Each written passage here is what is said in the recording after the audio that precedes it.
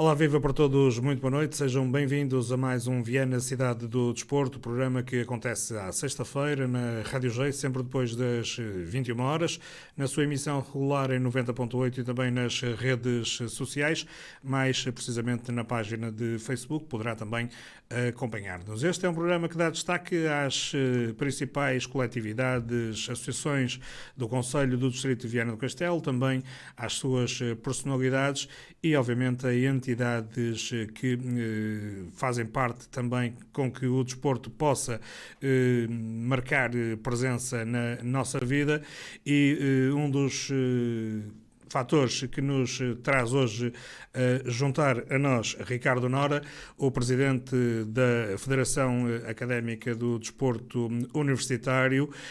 É uma, naturalmente, das federações que faz parte da vida desportiva dos estudantes universitários e, por isso, é nosso convidado hoje, Ricardo Nora, uma vez que o desporto universitário está em grande destaque nestes últimos dias aqui por Viana do Castelo, Viana, cidade europeia do desporto. Agradeço já a Ricardo Nora a presença em estar connosco aqui nos estúdios da Rádio Joyce. Muito obrigado pela disponibilidade e, antes de mais, perguntar-lhe como é que estão a ocorrer estes dias de grande intensidade dos estudantes universitários.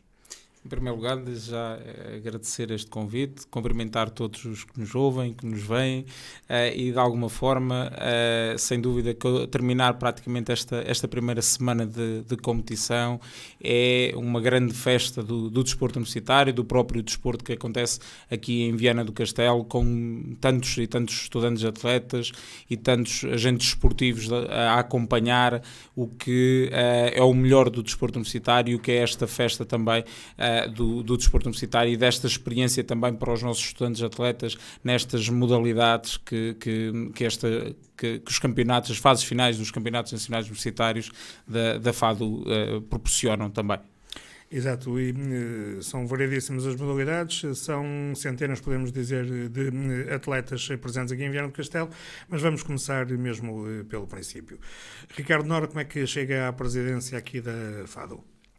Eu também fui presidente da Associação Académica da Universidade da Beira Interior, ou seja, estudei na Universidade da Beira Interior, na Covilhã, sou natural da Nadia, da Aveiro, mas fui estudar para a UBI e na altura fui como presidente da Associação Académica, que é um dos clubes da FADU, da Federação Académica do Desporto Universitário, que a maioria dos clubes da FADU são instituições de ensino superior ou associações de estudantes e, na sua maioria, os seus órgãos sociais são dirigentes associativos. Acho que este enquadramento é importante também dar, e foi através da Associação Académica na altura da UBI, também um dos fundadores da FADU em 1990, que também, com essa ligação que foi surgindo, também de conhecer a realidade da FADU, cheguei a 13 de novembro a ter tomado posse do ano atrasado, ter tomado posse como presidente da FADU e, naturalmente, com o gosto que tenho também pelo desporto,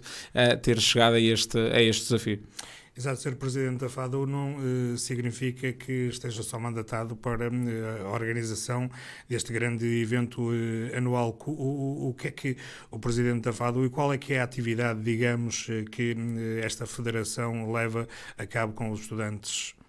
A FADU, que acaba por ser uma federação desportiva com utilidade pública, como qualquer outra federação desportiva em Portugal, tem aqui algumas particularidades no âmbito que regula e organiza o que é o desporto universitário em Portugal, organiza o que é a sua participação a nível internacional e tem aqui, naturalmente, se não estivéssemos ligado ao ensino superior e ao que são os estudantes, naturalmente que tem também uma ligação educativa, formativa e de alguma forma também social e com a nossa sociedade. Daí esse é muito o nosso papel, ou seja, organizar o que são as fases de apuramento até chegar a esta fase final, seja a nível nacional, e depois também o que é o âmbito internacional, ou seja, com a participação das nossas equipas e das nossas seleções a nível internacional, como vai ser este ano dos Jogos Mundiais Universitários na China, no final do mês de julho,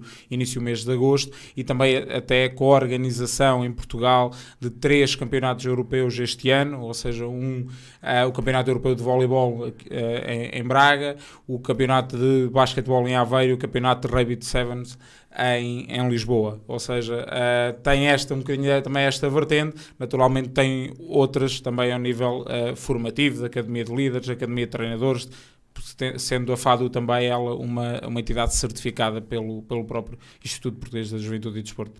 Exato, e precisamente por ser uma federação certificada, digamos, o apoio vem precisamente das instâncias governamentais. O apoio vem das instâncias governamentais, ou seja, sem dúvida, e falando aqui até dos próprios campeonatos, as fases finais que aqui acontecem em Viana, do apoio das instituições de ensino superior, ou seja, aqui em concreto do IPVC, ou seja, não seria possível organizar este evento sem a ajuda do Instituto Politécnico de Viana do Castelo, que tem sido inalcançável no trabalho que tem feito durante quase um ano de trabalho, desde a sua candidatura para receber este evento até aos dias de hoje, e de facto também da Câmara Municipal de Viana do Castelo, que muito tem trabalhado e ajudado a que este fosse um grande evento, umas grandes fases finais, se não as melhores fases finais até à data. Exato, estamos na Cidade Europeia do Desporto, entende-se que a FADU também, e já no ano transado, pelo menos em Leiria, Cidade Europeia do Desporto, também se realizaram lá as fases finais. É uma escolha obrigatória ser na Cidade Europeia do Desporto do ano que a FADU organiza estes campeonatos ou estas fases finais? Não é uma escolha obrigatória, naturalmente que ajuda. É um requisito, mas não que ajuda na candidatura. Claro que ajuda, porque de alguma forma sente-se que os municípios estão comprometidos com o desporto para esse ano. É uma estratégia definida. No entanto, e posso também já adiantar que o próximo ano vai ser a cidade de Aveiro e não é a Cidade Europeia do Desporto para o ano. Ou seja, de facto também já há aqui algum... Não é um requisito, naturalmente que ajuda, pelo motivo também que disse. Exato. Estamos a terminar esta primeira semana, como já referiu, e entrando agora concretamente nestas fases finais.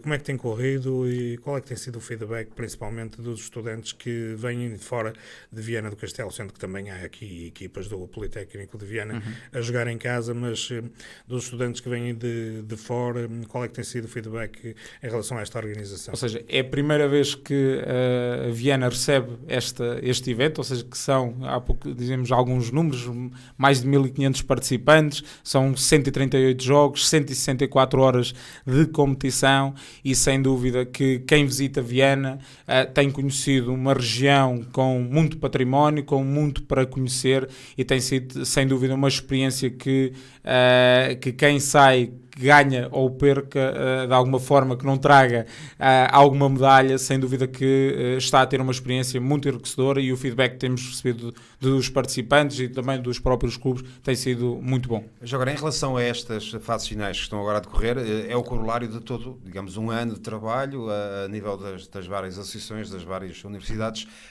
Como é que se vai processando, digamos assim, todo o enquadramento até chegar aqui a estas fases finais, em termos desportivos, em termos competitivos, digamos assim? Ou seja, nós aqui temos 29 clubes a participar, a FADU tem mais de 100 clubes, ou seja, só aqui está uma parte do que é os nossos clubes.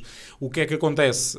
A FADU durante o ano tem fases de apuramento, ou seja, fase de apuramento na região do Porto, outra na região de Lisboa e outra para o resto do país, sem aqui envolver a questão das ilhas, que as ilhas têm uma fase de play-off que aconteceram no domingo anterior à competição começar, para o apuramento dessas modalidades. Houve esses apuramentos em que houve os vencedores de alguma forma dessas regiões e que chegaram 2 de cada região aqui a esta fase final. Estamos a falar aqui de um conjunto de atletas e de equipas e de clubes que são, digamos, a elite dentro daquilo que é o desporto universitário em Portugal. Esta é a melhor qualidade, ou seja, a qualidade máxima, de alguma forma, que acontece, de facto, no desporto universitário em Portugal, sem dúvida. E esta ligação, que é importante, aliás, muitas vezes se discute a questão da ligação do desporto à escola e a questão de conciliar aquilo que é a atividade esportiva com a atividade escolar, que nem sempre é fácil para muitos alunos, para muitos atletas, alguns deles de alta competição. Qual é a visão que tem que o Ricardo tem em relação a este pormenor? Ou seja, esta questão desta ligação que deveria haver entre o desporto e a vertente escolar? Ou seja, nós, muitos dos que para além do que o desporto que temos aqui, dos atletas que aqui temos, para além de serem os melhores do desporto universitário, muitos deles são os melhores do desporto que nós temos em Portugal, porque muitos do que cá temos são atletas das nossas seleções, do nosso país, e temos de facto o melhor do que é o desporto. Daí a qualidade e o profissionalismo que temos nas diferentes modalidades que há, das 5 diferentes modalidades que há aqui nas fases finais, também estão. E isso representa muito também do que é o esforço que estes estudantes atletas fazem, no que é esta simbiose de juntar aqui a parte desportiva, que é muito exigente, com a sua vida académica, que também é muito exigente.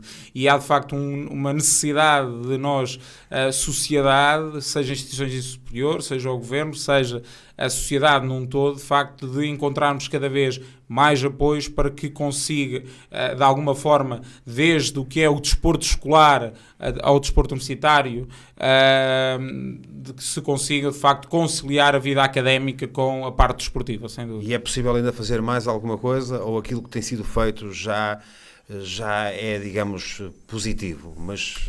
Sem dúvida que é positivo, porque tem-se crescido nos últimos anos, nunca ao ritmo que de facto era o desejável, mas continuamos ainda com falta de apoio e falta também, às vezes, de visão estratégica, às vezes quem nos dirige também, de darmos mais apoio para que se possa conseguir esta parte formativa também com a vida desportiva. Tem havido essas conversas, há esse diálogo no sentido de conseguir encontrar aqui uma plataforma de entendimento de forma a proporcionar, digamos, as melhores condições a todos estes atletas para que possam também conciliar, digamos, tem-se conseguido, nos últimos anos tem-se conseguido muitas vitórias nesse sentido. Aliás, uma das grandes bandeiras da FADU era a questão da criação do Estatuto de Estudante-Atleta, que foi em 2019 que foi criado. Foi ainda há bastante pouco tempo que ele foi criado. No entanto,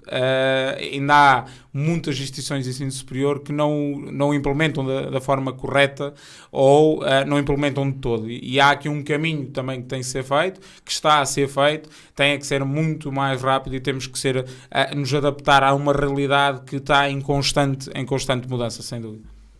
Ricardo, quando chegou à FADU, qual foi a maior dificuldade que encontrou? Se é que encontrou alguma dificuldade, acredito bem que sim. Sim, sem dúvida. Em primeiro lugar, é também o esforço do que é uma federação de fazer um trabalho de organizar tudo o que é em multidesportiva. Nós são mais de 45 modalidades e 45 federações esportivas com quem trabalhamos, e é necessário aqui um apoio, um background muito grande, ou seja, e que é preciso trabalhar, e percorremos todo o nosso território do nosso país, e às vezes é muito difícil nós conseguirmos chegar com os apoios atuais que também temos, conseguirmos chegar a todas as instituições de ensino superior e que todos os estudantes atletas tenham praticamente as mesmas condições para praticar desporto. Essa é que é a grande dificuldade também que a FADU hoje atravessa. Exato, e nessa chegada à FADU, o Ricardo com certeza teve a oportunidade de falar com muitos estudantes que provavelmente teriam uma ou outra queixa, nomeadamente esta dos apoios que falámos. Foi aquilo que mais sentiu realmente, foi a falta de apoio ao atleta estudante?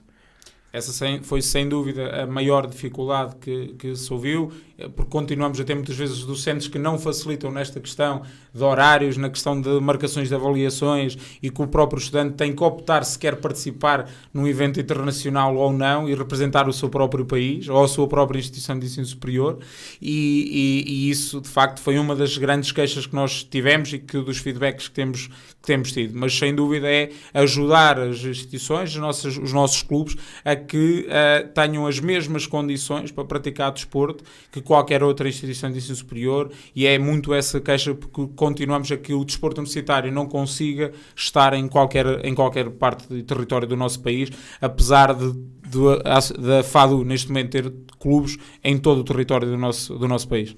Exato. Por vezes nós entrevistamos aqui presidentes e atletas de outros clubes, que nomeadamente também são estudantes.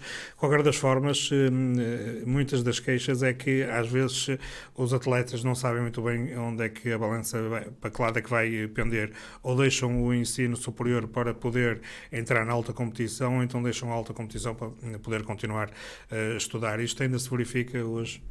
Ainda se verifica por tudo o que temos aqui hoje também falado, ou seja, que não há ainda condições em todo o lado para que se possa conciliar esta vida académica com a vida desportiva, e não pode ser esse o caminho, ou seja, temos que caminhar num sentido único, de facto, de formarmos os nossos agentes desportivos, sejam eles atletas, sejam eles árbitros, sejam eles treinadores, formarmos os nossos agentes desportivos para, de facto, serem formados, mas também, de facto, termos bons atletas e bons agentes esportivos. Até porque a questão aqui, nós estamos a falar da questão universitária, mas muitas vezes aquilo que se fala até é mais a nível da base, não é? Porque fala-se muito em desporto escolar, e o desporto escolar depois tem o seguimento a nível do ensino superior e de tudo aquilo que acarreta, sobretudo para quem quer também ter uma atividade desportiva. Portanto, há aqui, digamos, uma ideia global que teria que ser,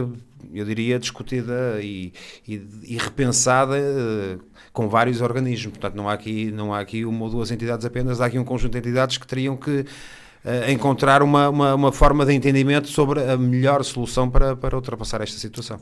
Costumo falar muito nesse sentido, que às vezes não falamos do desporto universitário, porque a FADU tem feito, e bem, nestes últimos 33 anos de existência, alguma coisa bem feita. E quando falamos na questão do desporto escolar, e isso concordo sem dúvida, que é necessário que o desporto olhe de forma global para o que é esta vida académica num todo, que seja do básico, seja do secundário, seja do ensino superior. O desporto escolar e o desporto universitário têm que estar ligados e de mãos dadas, porque continuamos a ver uma grande percentagem do que são os nossos jovens, quando ingressam no ensino superior, a deixar de praticar desporto, porque mudaram de casa, mudaram a sua residência, mudaram muito do que era a sua vida, e depois não encontram condições no ensino superior. É de facto necessária alguma força mais musculada, seja em infraestruturas esportivas, seja de condições, para que os nossos jovens não deixem de praticar desporto quando avançam na sua vida. Em relação aos atletas que participam, obviamente, em competições internacionais, nas seleções da FADU, como é que eles preparam essas competições? Têm um local próprio para poder fazer estágios? É nos próprios clubes que fazem? Como é que eles procedem a esse trabalho? Ou seja, a FADU, com estas 45 modalidades, naturalmente temos que fazer escolhas, porque o orçamento não dá para tudo. Mas quando a FADU participa e organiza uma seleção, trabalha com a Federação Desportiva dessa modalidade, para que haja um estágio de preparação nesse sentido. Por exemplo, este ano, com os Jogos Mundiais Universitários, que vamos participar em algumas modalidades, como o basquetebol, o ténis, a ginástica, a natação, e ainda mais algumas, que de facto a FADU prepara o que é essa participação com as respectivas federações e também com os estágios nesse sentido. As universidades estão dotadas de equipamentos esportivos capazes para que os atletas possam ter treino? Sem dúvida que não. A FADU ainda há bastante pouco tempo fez um levantamento nesse sentido, e são muitas instituições de ensino superior que nem uma instalação desportiva de qualquer forma não tem uma única instalação desportiva, o que impossibilita muito do que é esta forma de trabalhar e também da prática desportiva desses estudantes. Exato. Ricardo, estamos já a entrar na reta final desta nossa conversa, até porque o tempo passa a voar e já estamos a conversar aqui há cerca de 20 minutos. Olhando de novo para estas fases finais, organizar uma fase final destas é uma logística bastante grande. Como é que se procede a tudo isto? É uma organização desta grandeza?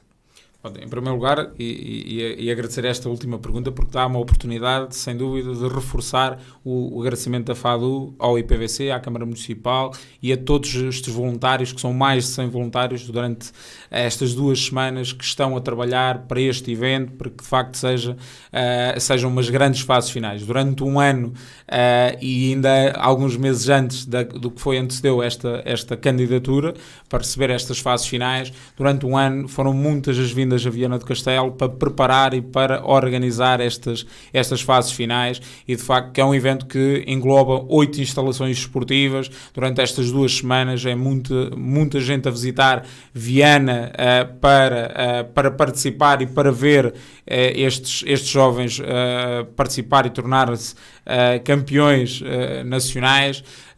Mas de facto é sem dúvida uma grande organização, porque temos muito este nome que estamos a dizer, mas é o maior evento multidesportivo que acontece em Portugal. De facto também é importante reforçar, tendo em conta esta dificuldade e estas, não diria se calhar dificuldades, mas também estas diferenças com tantas modalidades, e ou seja, está uma tabela de basquetebol, tem que se meter rapidamente na mesma instalação desportiva uma baliza de futsal, ou seja, estas versatilidades de facto também tornam este evento muito diferente, e um grande evento também. Houve a apresentação pública esta semana na Praça da República de uma cerimónia que contou com a presença de várias individualidades. O passar para a opinião pública, ou passar para o exterior aquilo que é a mensagem destes campeonatos, destas fases finais, também é importante, ou seja, para dar uma maior visibilidade àquilo que está a ser feito aqui em Viana nesta altura. Sim, sem dúvida, ou seja, a FADU nos últimos anos tem trabalhado muito nesse sentido, que este evento não seja restrito ao que é os próprios participantes e ao que é o mundo académico. É uma universidade aberta, é muito nesse sentido que nós temos essa leitura. Uma universidade, o ensino superior é aberto à sociedade, e neste sentido também a FADU e as próprias fases finais é para terem impacto, estes eventos de impacto de alguma forma nas regiões que estes eventos se realizam, e acho que nos últimos anos temos conseguido, e acho que também Viana também não ficará indiferente a estas fases finais. Em relação a isto da promoção, o facto do Canal 11 transmitir, por exemplo, os jogos do futsal e também do futebol, vem dar aqui uma visibilidade bem maior a estes jogos, não é? Sem dúvida, esse também tem sido um trabalho que nós temos feito com algumas das federações, neste caso com a Federação Portuguesa de Futebol, e o mediatismo e aparecer de facto também é muito importante, e são milhares de pessoas que veem estes jogos naturalmente através do Canal 11. Só para concluir mesmo, ficaram surpreendidos com as instalações que Viana do Castelo vos ofereceu, ou estavam à espera de mais? Não, sem dúvida que Viana do Castelo tem excelentes instalações esportivas para receber este evento e para receber muitos outros eventos esportivos. Sem dúvida que Viana está preparada para o que irá seguir, certamente. Muito bem, agradeço ao Ricardo Nora. Teremos com certeza a possibilidade de folgar mais lá para o final destes jogos, desta fase final, uma vez que nós também vamos acompanhar através de streaming algumas das finais, praticamente todas as finais, à exceção do futebol e do futsal, como já referi, que serão acompanhados pelo Canal 11. Todas as outras finais do handball, do voleibol, do basquetebol, tanto feminino como masculino, irão poder acompanhar no Facebook da Rádio Rádio Geis, também no Facebook da FADU, naturalmente, da página oficial da Viana Cidade Europeia do Desporto, e teremos com certeza ainda a oportunidade de falar com Ricardo Nora, o Presidente da Federação Académica do Desporto Universitário, o qual agradeço uma vez mais a disponibilidade. Vamos fazer aqui só uma curta paragem nesta nossa transmissão e já voltamos para finalizar com as modalidades ditas amadoras e também fazer uma passagem pelo futebol. Até já. Geis FM. Ora, cá estamos então de volta para continuarmos com esta emissão do Viana Cidade do Desporto. Vamos começar a falar das modalidades ditas amadoras, depois da entrevista ao Presidente da FADU. Está na altura então agora de começarmos a dar destaque às modalidades amadoras. Começando pelo handball, Campeonato Nacional da Terceira Divisão, está a segunda fase a decorrer, com as coisas a não correrem muito bem. A equipa da Associação Desportiva Afifense, o Afifense, que no último fim de semana perdeu em Rio Tinto por 30-22, ocupa nesta altura, e quando estão já 4 jornadas realizadas, o último lugar, tem 4 pontos apenas conquistados. Este fim de semana o Afifense vai jogar no pavilhão David Freitas, em Afife, frente à equipa do Vermoim. No que ao basquetebol diz respeito, o campeonato esteve parado, também a segunda fase do campeonato da primeira divisão, sexta jornada realizada no passado dia 1 de abril. A equipa do Clube de Basquete de Viana do Castelo perdeu em casa frente ao Clube Basquete por 87-92. A equipa vianense ainda assim está no quarto lugar da classificação, tem 18 pontos, com a manutenção praticamente assegurada. Ainda faltam algumas jornadas, mas com certeza que a equipa vianense, esperemos nós, que se mantenha nesta primeira divisão nacional. Vai jogar este fim de semana fora de portas em São João da Madeira, frente à equipa da São Joanense, o seu jogo referente à 7ª jornada. Atenção, porque este fim de semana começa o play-off de manutenção no Campeonato Nacional da Primeira Divisão. O Voleibol Clube de Viana vai defrontar o segundo classificado da 2ª Divisão Nacional, o Clube Atlético da Madalena, de Vila Nova de Gaia. Vai jogar primeiro fora a equipa de Viana do Castelo. Este fim de semana joga em Vila Nova de Gaia frente a este adversário. Depois jogará em casa no próximo dia 29 de abril, sendo que, se houver necessidade de um terceiro jogo, até porque este play-off é a melhor de 3, se houver necessidade de um terceiro jogo, o VCV voltará a jogar no pavilhão de Santa Maria Maior no dia 30 de abril.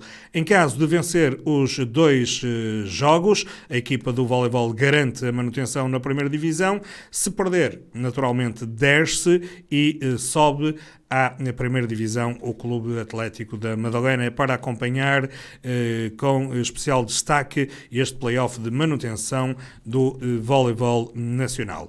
No hóquei em patins está a caminhar para o final o campeonato da primeira divisão. A equipa de Viana do Castelo, a Juventude de Viana, surpreendeu na última jornada, no passado fim de semana, ganhou em Valongo por 5-3, um resultado inesperado para uma equipa que já desceu de divisão. De qualquer das formas, a equipa de Viana do Castelo consegue assim somar mais alguns pontos na tabela, mantém-se no último lugar e já está despromovida à segunda divisão, é 14º, mas soma agora 13 pontos. Faltam 2 jogos para terminar a participação da Juventude de Viana no campeonato da primeira divisão. A Juventude de Viana que joga este fim de semana em casa frente à Oliveirense. O jogo realiza-se, ou está pelo menos marcado, para o pavilhão José Natário às 21 horas e depois termina a sua participação neste campeonato da primeira divisão em Vila Nova de Famalicão, frente à equipa do Famalicense. No hóquei em patins, uma referência ainda para a final da Liga dos Campeões, que se vai realizar aqui em Viana do Castelo. Começa a disputar-se no próximo dia 4 de maio, com os jogos Benfica Futebol Clube do Porto e Barcelona Hóquei Clube de Barcelos, e depois no dia 5 jogam o Tricino frente ao Oliveirense e o Sporting frente ao Valongo. São jogos dos quartos de final, numa final total a 8 equipas que se joga em Viana do Castelo, no pavilhão José Natário. A maior competição de clubes do hóquei patinado português decide-se este ano em Viana do Castelo. E chegamos assim ao futebol. Vamos começar a falar do Campeonato de Portugal. A primeira fase terminou com o Sport Clovinense a garantir já há algum tempo o primeiro lugar e a respectiva fase de apuramento para lutar pela subida à Liga 3. Vianense que termina ao fim de 26 jornadas o campeonato no primeiro lugar com 53 pontos. O segundo foi o Amarante, 51. São estes os 2 clubes da Série A que vão disputar então essa fase de subida. Mas antes de falarmos da fase de subida, falemos da última partida que o Sport Clovinense realizou. Foi em Pedras Salgadas, frente à equipa local. O Vianense perdeu por 1-0. Era um jogo em que o Vianense apenas cumpria calendário, mas que para o Pedras Salgadas era importante, até porque em caso de vitória, o que se veio verificar, poderia a equipa do Pedras garantir a manutenção. Ainda assim estava pendente de resultados de terceiros. O Domiense ganhou e a equipa do Pedras Salgadas acabou despromovida aos campeonatos distritais. O Mário Gonçalves esteve em Trás-os-Montes a acompanhar esta partida. Mário, uma vitória do Pedras Salgadas por 1-0 frente ao Vianense. Justifica-se este resultado? Como é que correu essa partida? Olhando para o jogo, dizer que aceita-se a vitória da equipa do Pedras num jogo onde a primeira parte foi mais equilibrada, uma primeira parte onde a equipa do Vianense dividiu, digamos, o jogo com o seu adversário, sabendo-se de antemão que a equipa do Pedras tinha essa necessidade de ganhar e não dependia apenas de si, uma vez que mesmo ganhando ficava dependente do que viesse a fazer quer o Domiense, quer o Merlinense, e a vitória acabou por não ser suficiente para a equipa do Pedras poder assegurar a permanência no campeonato, mas o Vianense jogou tranquilo, digamos, com algumas mexidas por parte de Carlos Fernandes, que aproveitou para fazer mais alguns testes. A grande novidade foi o aparecimento de Jordão como lateral direito numa linha defensiva de 5 elementos, mas com funções obviamente mais ofensivas. De resto não fugiu muito daquilo que tem vindo a ser habitual. Primeira parte equilibrada, com uma outra ocasião para cada uma das equipas. Uma segunda parte com maior domínio da equipa do Pedras, que partiu em busca de um resultado que lhe permitisse ainda ter essa esperança de se manter no campeonato. A equipa do Pedras dominou mais, teve mais ocasiões de golo e o Vianense acabou por sair derrotado, aproveitando a equipa do Pedras uma situação onde o Vianense foi algo apático em termos defensivos. Isso foi reconhecido pelo técnico Carlos Fernandes no final da partida. Permitiu que Catatal fizesse o único golo do encontro, que garantiu então esses 3 pontos à equipa do Pedras Salgadas. Portanto, em resumo, um jogo tranquilo para o Vianense, que tentou gerir, digamos assim, esse encontro, perdeu, mas isso em nada, digamos, beliscou aquilo que tinha sido o trajeto da equipa em termos de campeonato. O Vianense, que há muito tempo tinha assegurado a presença na segunda fase, tinha também já garantido o primeiro lugar nesta Série A. O Pedras acabou por, pese embora essa vitória por 1-0, ser despromovido às provas distritais, em função, sobretudo, da vitória do Domiense frente ao Brito, num jogo onde se jogava também muito desse campeonato em termos de descida de divisão. Exato, uma equipa do Pedras Salgadas que ainda sonhávamos, como já referiste, estava sempre pendente, ora de Domiense, ora de Merlinense. Nunca esteve a equipa do Pedras Salgadas em zona de manutenção ao longo da jornada do último fim de semana. Sentiu-se, pelo menos nós que estávamos aqui no estúdio e quem estava também em casa, no final, nomeadamente na altura em que estavas a entrevistar o treinador da equipa do Pedras Salgadas, alguma contestação por parte dos adeptos? Isso foi também sentido ao longo da partida? Sim, eu não digo que tenha havido contestação ao longo da partida. Havia alguma impaciência, claramente havia alguma impaciência por parte dos adeptos do Pedras, Houve ali essa contestação, e isso foi, penso que audível, a quando da entrevista a Gustavo Sousa. Havia um conjunto de adeptos que estavam ali numa zona próxima, digamos assim, que deixaram ali algumas indiretas ao técnico da equipa do Pedras.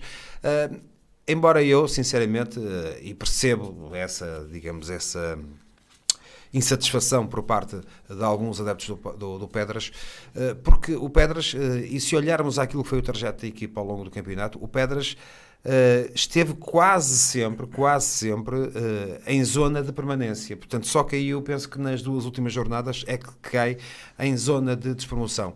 E teve ali, de facto, isso foi salientado pelo técnico Gustavo Sousa, 1 ou 2 jogos que as coisas não correram bem, sobretudo 2 jogos em casa. Foi uma derrota com o Monção e também foi a derrota com o Brito, salvo erro, que acabaram por atirar a equipa do Pedras para esta zona complicada em termos de classificação. Porque, pessoalmente, o Pedras foi das equipas mais que futebol... Que praticaram melhor futebol nos jogos que tive a ocasião de ver. Já no jogo cá perderam por 1-0 mesmo a acabar, mas deixaram uma boa imagem. É uma equipa que tem juventude e tem gente com muita qualidade, mas a verdade é que o futebol é assim mesmo. O Domiense andou mais tempo em zona de despromoção e acabou por conseguir na parte final ficar em zona de permanência, e equipas como o Monção e como o Merlinense, que também andaram agora nesta parte final a tentar chegar-se aos lugares de permanência, já foi tarde. O Monção acabou por fazer, parece-me, até uma boa recuperação com o Francisco Tobias, mas a verdade é que não foi suficiente para assegurar essa permanência. Chegou a dar a sensação que a entrada de Francisco Tobias 3 ou 4 semanas antes poderia efetivamente salvar a equipa do Desportivo de Monção. Eu diria, olhando para as últimas 6 jornadas, em 18 pontos possíveis, eu penso que o Monção fez 11, salvo erro. Portanto, é uma média interessante, só que o problema é que já vinha de trás com uma grande diferença para os seus adversários, e isso acabou por, de alguma forma, complicar muito as contas do Monção. E depois o Monção teve uma situação que naturalmente não é agradável, parece-me. Começou com o Rogério Amorim, depois aparece Francisco Tobias, mas entre a saída de Rogério Amorim e a entrada de Francisco Tobias, há também muitas mexidas no plantel. Saem 5, 6, 7 jogadores, entram 5, 6, 7 elementos novos. Dá a ideia que a equipa ainda demorou algum tempo a assimilar, digamos, essas rotinas, e só agora nesta parte final é que se percebeu que a equipa de Monção estaria talvez mais preparada para este campeonato. E o Francisco Tobias tem já alguma experiência desta competição. Percebeu-se que a intenção foi melhorar a equipa, e dá-me a ideia que a equipa efetivamente melhorou, mas já não foi a tempo, porque a descerem 6 equipas, e nós temos que olhar para este campeonato sobretudo com essa noção. Um campeonato onde estão a competir 14 equipas, e onde descem 6, naturalmente que é sempre complicado. E olhando, podemos dar aqui uma rápida olhadela àquilo que foi o campeonato, e se olharmos para as equipas que desceram de divisão, vemos aqui, por exemplo, 2 equipas, que é o caso do Maria da Fonte e do São Martinho, que estão há muitos anos nas competições nacionais, sobretudo o Maria da Fonte. E, se nos lembrarmos bem, há 2 épocas atrás, o Maria da Fonte e o São Martinho estiveram a disputar a fase de subida à Liga 3. Portanto, estamos a falar de equipas que estiveram a competir para tentar chegar à Liga 3. O São Martinho, aliás, ainda a época passada, esteve na fase de subida à Liga 3. Com o Agostinho Bento, que é o atual técnico do Felgueiras, que também está nessa Liga 3 a tentar subir à segunda Liga. Portanto, são equipas que têm qualidade, equipas que acabaram por não ter, digamos, um percurso muito, muito regular ao longo da temporada, e isso fez-se sentir. Portanto, claramente o Maria da Fonte e o São Martinho são 2 equipas das quais eu esperava um pouco mais ao longo do campeonato. A descida do Bragança penso que é natural, porque é uma equipa que regressou este ano às provas nacionais, mas também tem muitas tradições a nível do Campeonato de Portugal. O Monção também é um regresso, e portanto as dificuldades já sabiam que iam ser grandes, e depois também aqui uma queda que é importante, que é do Merlinense. A equipa do Merlinense que também há 2 temporadas andou a subir, ou melhor, na fase de subida à Liga 3, no primeiro ano da criação desta nova competição, e que o ano passado também já conseguiu a manutenção, tal como o Vianense, de uma forma muito, muito difícil.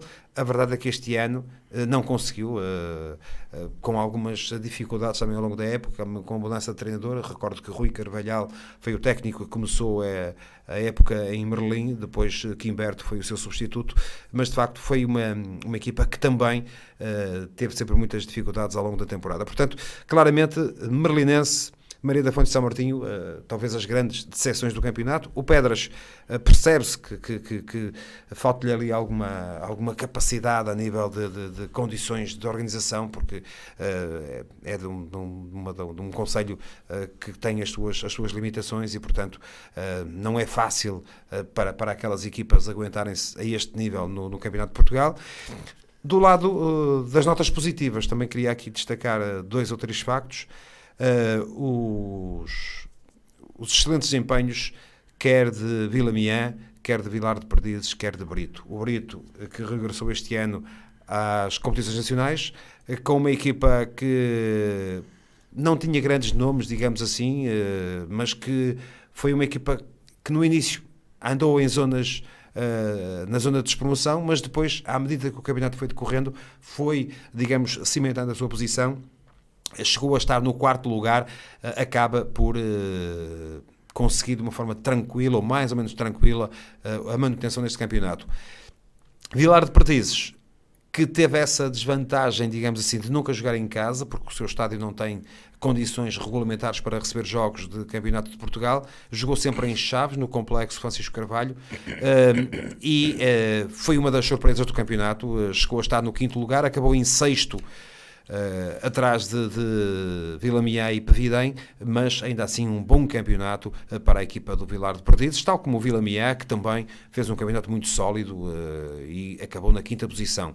Depois, e só para concluir, dentro das equipas que assegurarão a permanência, o Tirsense e o Pevidém, 2 equipas das quais se esperava mais, penso, ao longo do campeonato. O Pevidém teve um mau início, depois recuperou, mas depois daquela vitória em campo frente ao Vianense por 4-0, que poderia ter permitido à equipa do Pevidém até discutir ainda um dos 2 primeiros lugares do campeonato.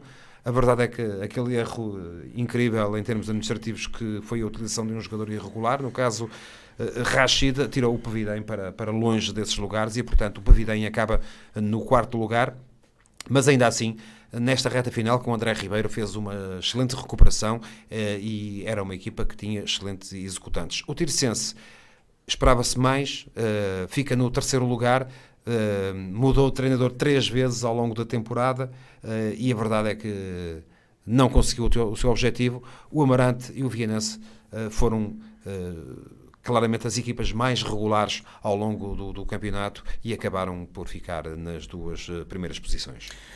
Sendo que a equipa do Sport Clube Vianense foi mesmo a primeira equipa de todas as séries a garantir o primeiro lugar e o apuramento para a fase final na disputa à subida à Liga 3. Olhando então para este campeonato de Portugal e após a última jornada da primeira fase, foram 26 jornadas cumpridas. Vianense em primeiro lugar, 53 pontos, em 26 jogos, como referi, 16 vitórias, 5 empates, 5 derrotas, 37 golos marcados e 19 golos sofridos. Foram estes os números do Sport Clube Vianense nesta primeira fase. Vianense e Amarante vão então disputar a subida à Liga 3, sendo que Tirsense, Pevidém, Vilamiã, Vilar de Perdizes, Brito e Domiense garantiram a permanência, a continuidade neste campeonato de Portugal e descem aos campeonatos distritais Merlinense, Juventude Pedras Salgadas, Desportivo de Monção, Maria da Fonte, São Martinho e Bragança. Vai começar a segunda fase no próximo dia 30 de abril. O sorteio já se realizou a meio desta semana. O Sport Clube Vianense já sabe que vai começar a disputar a luta pela subida fora de casa, com 2 jogos seguidos fora do estádio Dr. José de Matos. O primeiro será em Vidal Pinheiro, frente à equipa do Salgueiros, e depois jogará em Lourosa, frente ao Lusitânio de Lourosa. Foram as 2 equipas, curiosamente, as duas primeiras da Série B. Mário, olhando então aqui para esta segunda fase, Lourosa, Salgueiros, Amarante e Vianense vão disputar aqui nesta Série 1 os dois primeiros lugares. Vianense tem 2 jogos fora, tem 3 jogos depois seguidos em casa. O que é que podemos esperar da participação do Sport Clube Vianense, olhando também para aquilo que foi este sorteio realizado na passada quarta-feira?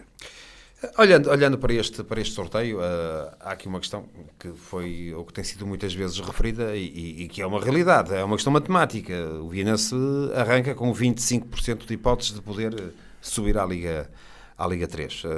São 4 equipas, portanto 25% para cada uma delas, são contas fáceis de fazer. Agora, o sorteio foi feito esta semana, havia já uma grelha definida, portanto depois foi só uma questão de escolher algumas das bolas, as bolas quentes e bolas frias, e a verdade é que à partida e olhando para o sorteio, poderíamos dizer que não terá sido vantajoso para o Vianense, não foi benéfico, uma vez que nas 2 primeiras jornadas o Vianense vai enfrentar aquelas que serão, teoricamente, digamos, as 2 equipas com mais potencial, embora o Vianense também seja uma equipa, obviamente, com potencial. Eu diria que o Vianense estará equiparado, quer a Lourosa, quer a Salgueiros. O Amarante, penso que parte um pouco atrás, mas isto é no campo das probabilidades, naturalmente.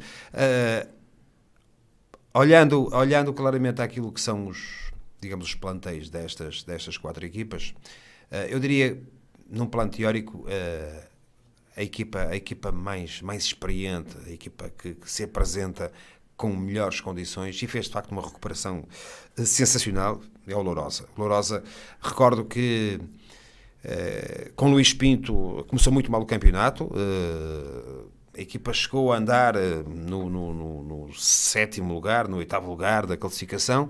Depois houve a alteração com a entrada do Jorge Pinto, do Jorginho, um homem durante muitos anos ligado aos Salgueiros, e a verdade é que não perdeu mais a equipa do Lourosa com Jorge Pinto. Fez uma recuperação sensacional e acabou por terminar esta fase em primeiro lugar. É uma equipa recheada de jogadores experientes e com muita qualidade,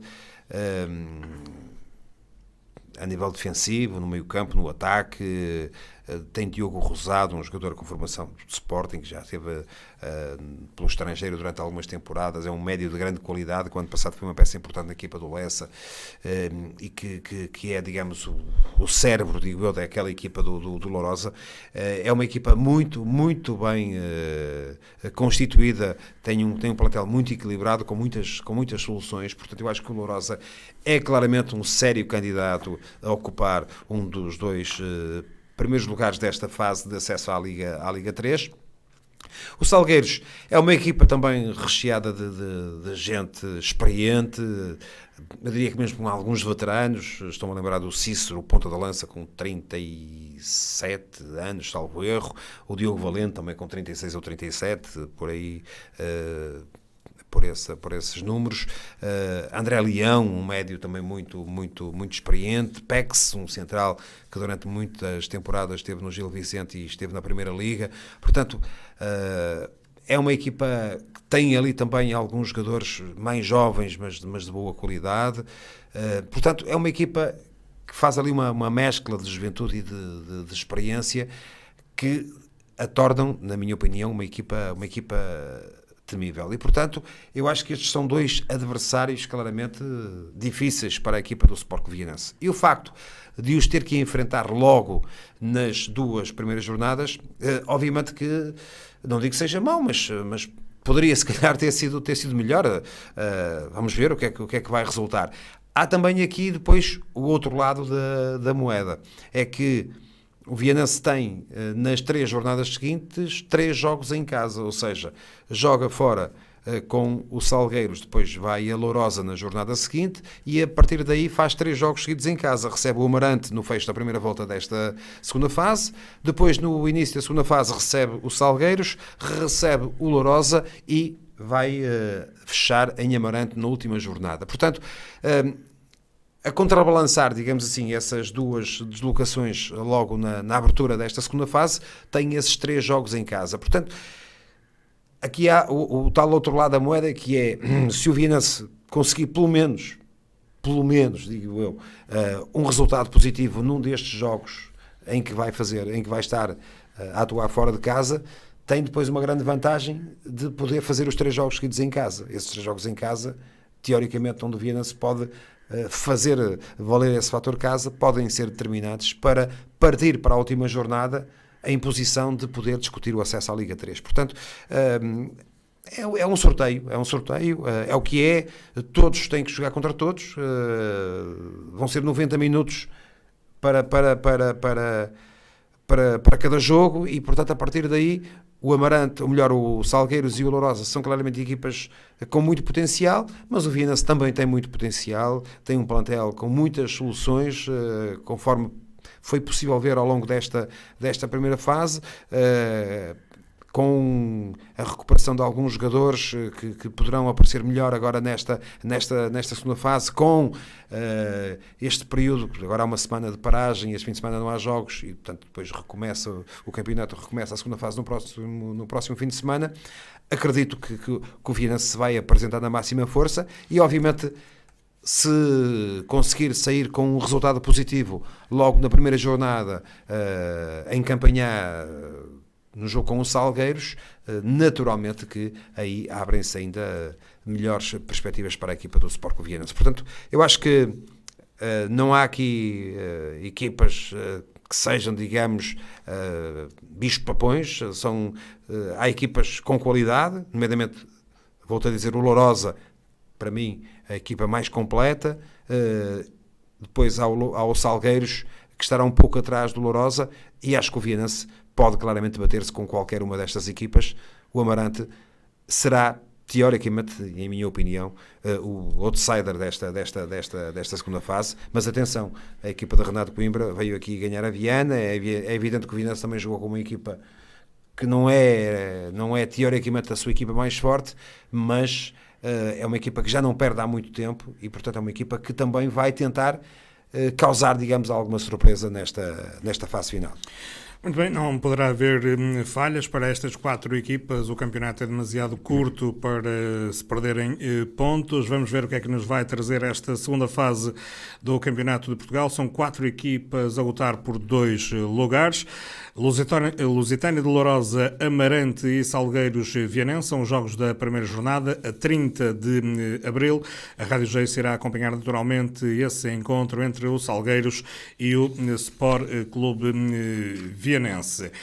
Há depois a disputa na Série 2, onde ficaram apurados o Pero Pinheiro, Lusitano de Évora, Atlético e 1º de dezembro. Destas 4 equipas também as 2 primeiras vão subir à Liga 3, sendo que depois o primeiro desta série com o primeiro da Série 1 irão disputar o título de campeão do Campeonato de Portugal. Não sei se queres, Mário, dizer alguma coisa sobre esta série. Só rapidamente, há aqui de salientar em relação à Série B o regresso, por exemplo, de equipas com algumas tradições em Portugal e falo nomeadamente do Atlético de Portugal, que é um clube com muita história no futebol português. Esteve durante muitos anos da primeira divisão, portanto, o clube da Tapadinha foi durante muitos anos um histórico, passou por dificuldades, mas está a tentar agora a reerguer-se e, portanto, há que saudar também o regresso do Atlético. Eu acho que estas grandes equipas, ou melhor, estes clubes com história, fazem falta ao futebol português e este campeonato de Portugal e até à Liga 3, que vemos agora o caso do Belenenses, que está de regresso, digamos, o velho Belém, e portanto, e também aqui esta nota só rapidamente para terminar, é que isto tem muito a ver com aquilo que é uma alteração que está a haver a nível dos quadros competitivos. A Liga 3 para o ano vai ser reduzida em 2 equipas, vão descer 8 equipas, 2 em cada série da Liga 3 para o Campeonato de Portugal. Para o ano o Campeonato de Portugal vai ser muito mais competitivo, porque e ainda não está nada resolvido naturalmente, mas por exemplo, teremos aqui a possibilidade de ver equipas como o Varzim, como a Montalegre, descerem divisão, e se descerem divisão, são equipas que vêm teoricamente parar para esta Série A. Portanto, eu acredito que até, e fala-se na possibilidade de haver uma redução já em 24, 25, salvo erro, do número de equipas no Campeonato de Portugal, e portanto reduzir o número de séries e digamos, afunilar ainda mais aquilo que são os clubes participantes neste Campeonato de Portugal. E portanto a Federação vai tentar criar aqui apertar, digamos, a malha em termos de Campeonato de Portugal e também de Liga 3, no sentido de as melhores equipas, os melhores clubes, os projetos mais bem estruturados possam, de facto, estar nestas competições. O que também pode vir a dificultar, isso é algo que já vem sendo falado, que é a maior dificuldade de algumas equipas de várias associações do país poderem estar nos campeonatos nacionais. Porque fala-se que dentro de uma ou duas épocas nem todos os campeões distritais poderão ter acesso direto às provas nacionais. Mas é uma questão que poderemos falar noutra oportunidade. Exato, iremos ter essa oportunidade para falar depois dos quadros competitivos e para ver como é que vão ficar organizadas naturalmente as provas. Vamos depois do Campeonato de Portugal para o Campeonato Distrital da Associação de Futebol de Viana do Castelo. Rapidamente dizer-lhe que nada mudou na frente desta competição. Na última jornada, a 28ª, o Atlético dos Arcos venceu em São Salvador da Torre o Cardelense por 3-0. O Limianos alcançou também o mesmo resultado em casa frente ao Leinheses. Limianos na frente 70 pontos, Atlético dos Arcos 66. O Vitorino de Piens mantém-se no terceiro lugar deste campeonato com 54 pontos. Mário, aqui não há muito a dizer porque os dois primeiros continuam a ser cada vez mais primeiros nesta competição e cada vez mais ficamos, obviamente, com a certeza que será um destes dois que irá subir ao Campeonato de Portugal. Sim, penso que aqui não há grandes dúvidas, até matematicamente. Limianos e Atlético dos Arcos são os candidatos a lutar pela vaga de acesso ao Campeonato de Portugal.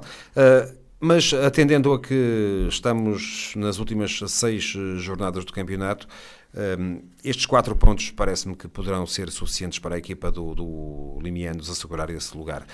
Porque não vejo, em termos de calendário, que o Limianos vai agora jogar a Campos, que é uma equipa que está praticamente condenada, está no último lugar, está condenada à despromoção.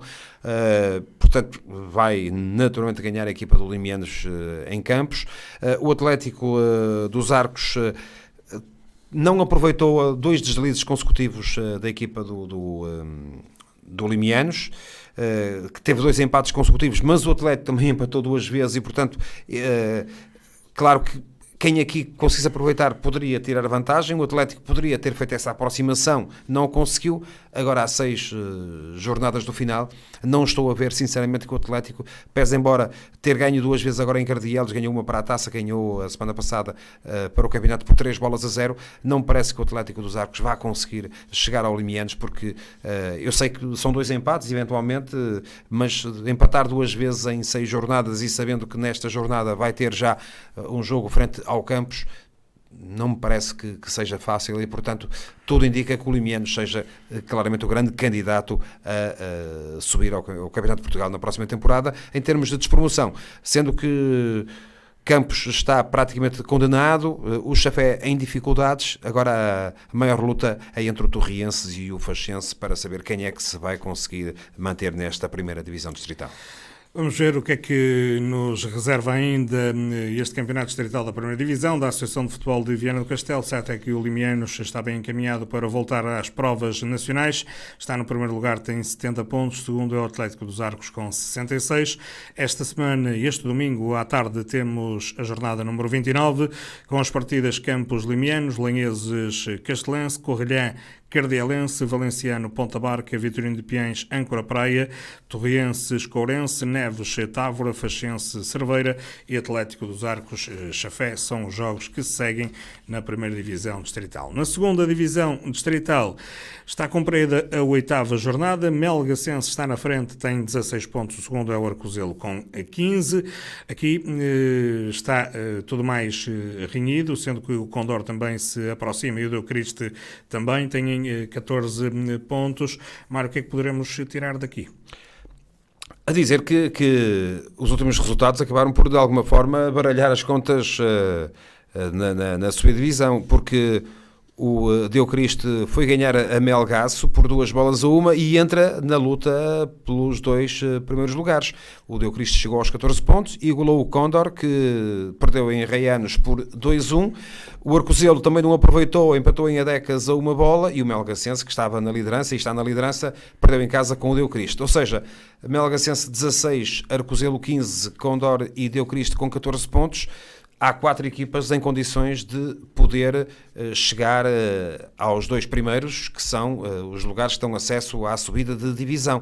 Portanto, aquilo que parecia ser, há 2 ou 3 semanas atrás, uma luta entre Melgacense, Arcozelo e, eventualmente, com o Condor ali a tentar intrometer-se, nesta altura, com esta vitória do Deucriste em Melgaço no último fim de semana, vamos ter uma luta, pelo menos a 4, nas últimas jornadas desta competição, e a próxima jornada pode até vir a baralhar ainda mais estas contas. Sendo que não podemos descartar naturalmente o Reianos, que está ali no 5º lugar, está a 5 pontos apenas do primeiro classificado desta segunda divisão distrital, que vai ter a 9ª jornada este fim de semana, com o Condor Adecas, Deucriste Reianos, Vila Fria Melgacense e Arcozelo Anais são os jogos que se seguem.